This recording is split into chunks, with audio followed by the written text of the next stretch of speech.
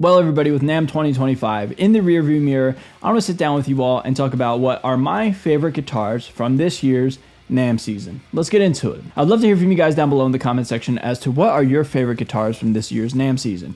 I love hearing your guys' opinion because one, it's just fun to interact with you down below in the comment section, but two, it makes me a better content creator and a better guitar player because it gives me a perspective and some insight on what other players are interested in the new year. So thank you so much for interacting down below in the comment section. Thank you for subscribing, liking this video. I really appreciate it. It takes 1 second, doesn't cost a thing. Thank you for always supporting my music and following me on any sort of social media platform. With that being said, everybody, let's talk about the best guitars from Namm 2025. I've got 9 guitars here. I couldn't come up with a top 10. There's only 9 that really were interesting to me, okay? Number 9 is the Kaizen Sterling by Music Man, the Tosin Abasi Ernie Ball Music Man collaboration that happened a few years ago. Well, now we're getting an affordable version from Sterling. I'm not even necessarily a big fan of this guitar, but I personally, as somebody who loves to just create and write music and just pull inspiration from different things, one thing that I've learned about myself is that if I have a weird kind of quirky, unique shaped guitar or a guitar that I personally would never pick up, if I sit down and play with it, it could potentially pique my interest and spike my creativity to where I could come up with something that I maybe would have never thought of, you know what I mean? And sure, I would love to buy the Ernie Ball Music Man version of the Kaizen, but I don't feel like spending like what, $4,000 on a guitar that I don't even necessarily know if I would like, you know what I mean? So the fact that I can get an affordable version of the Kaizen means a lot to me, and I just appreciate that sentiment. Sticking with Sterling by Music Man, the next guitar on this list, number 8, is the Fluff signature Stingray, Mr. Sparkle, if you will. Fluff inspired me to make this channel almost 8 years ago, so to see him continuously succeed almost a decade later, that's so awesome. I'm so proud for him, and it's just cool to call him a friend and an acquaintance in the guitar industry. So yeah, dude, congrats to Fluff, man. That's super sick. And sticking on the guitar itself, anything sparkly is always cool in my opinion. Like, it's better than just a plain old black guitar or a white guitar. Like, it's got some attitude and some pizzazz. So for that, I'm a huge fan of that. Number 7 is the EVH Tunematic Hardtail Wolfgang Special. There's several different colors with this one, but the white one is my favorite. And the reason why I like this guitar is because it reminds me of a few customs that were on Reverb like 7, 8, 9 years ago that I almost bought because they inspired me and they made me think of like a Les Paul. And at the time, I really wasn't into Floyd Rose guitars. Now I am, you know, how ironic. But the fact that we can get like the fine tuners on the stop tailpiece, I think is super sick. It's a nice little added touch.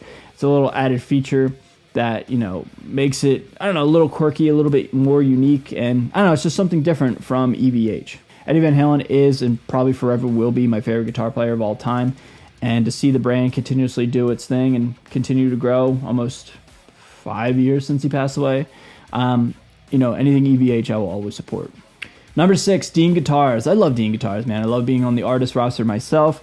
I'm going to put the 79 ml black to gray, black to silver fade guitar. Anything close to Silverburst, you guys know I'm going to love, man. I mean, almost all of my inspiring guitars are Silverburst, like my Thoroughbred that I tour with, this one that I write all my original music on, this one I also write all my original music on and play the low F stuff, like Frostbite was on this guitar, and, you know, all my hits, I guess we'll say, in the baritone realm are written and recorded on this guitar anymore.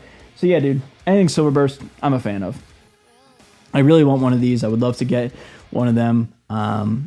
And yeah, dude, just like anything Oakland Raiders colors that just look so mean and so tough. Plus, I've never really seen a fade look like this on a guitar before. So it's a little unique to me in my own experience, so I dig it. Number 5, I'm going to cheat a little bit. I'm going to put 3 guitars in the 5th slot because I can't pick. I'm going to go with all of the Pro Plus Pure Metal Jackson guitars, the Kelly, the Rhodes, and the Soloist. I love the Kelly and I love the Soloist the most. I just love the fact that it's like such a flex, man. Like, they throw all these specs at these guitars, but then they only put one pickup in there. I think that is so sick, man. It seems like singular pickup guitars are becoming a little bit of a fad. You see a lot more on the market anymore, and I love that, man. A few years ago, guitars were trying to cater to everybody, like every genre, all in one guitar. It feels like we're kindly slowly starting to move away from that, thank God. Like, just be good at what you're good at, and that's okay, man. So yeah, dude, like the Jackson Pure Metal, Pro Plus, Soloist, Rhodes, and Kelly, it's such a flex, dude. It's like, this is for one thing and one thing only, and that is to rock. Maybe, probably, I don't know. But you know what I'm saying? Like, it's not trying to cater to a large audience, and I dig that so much, man. I need me some Jackson guitars in my life, I'll tell you what. Number 4 is from Solar Guitars, and that is the Tyna from Krypto signature guitar. The really beautiful, mean-looking V with the whale on the fretboard. I think the whale specifically is such a nice added touch.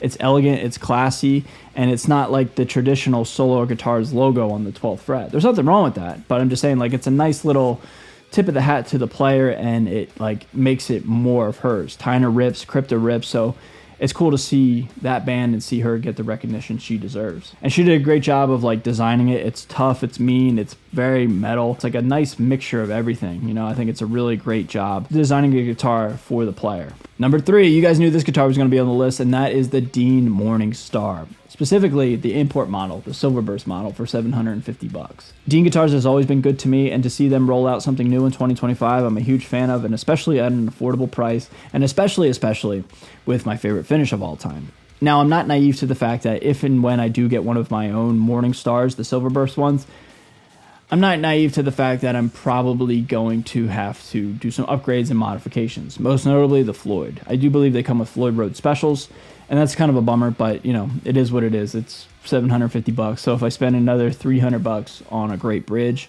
and a nice setup, we're looking like at like $1,100, give or take. I definitely want one of these, and I definitely want to try to play one of these live. Top 2, everybody. You guys should probably know what my top 2 are if you've been following my coverage of the Namm show and, you know, what guitars have really stood out to me and which ones that I really dig. Well, here we go. Number 2 is, in fact, the long-awaited signature guitar from Mick Thompson and ESP LTD. I love this guitar a lot, man. It's grown on me since I made my initial reaction video. Main thing I love about this guitar is this. It doesn't look like his old models. From Ibanez to Jackson, there was very little change. The only thing that really changed was a reverse headstock, like reverse angled headstock with Jackson, and that's kind of it. They pretty much looked identical from the headstock down, right? Or I should say from the nut down. The fact that he's done away with the signature Mick Thompson bridge, I'm a huge fan of. I like the fact that like we just get kind of like a normal hip shot-esque style bridge. I'm not exactly sure what it is, but you know, a string through bridge. The concept of like the Floyd Rose, non-Floyd Rose bridge mounted to the guitar is a nice concept, but for me personally, I just don't know if the juice was worth the squeeze, in the sense that like you go through all that setup, locking everything down, but then you don't get a bar. Like, I get it, it probably stayed in tune so well, but for me personally, I could just do without all that and just get a regular string through bridge, and that's exactly what we got here.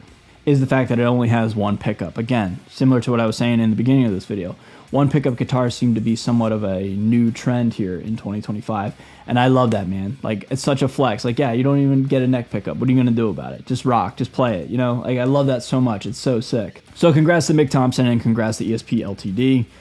We have been waiting for one of these for a long, long time as fans of guitar and artists alike.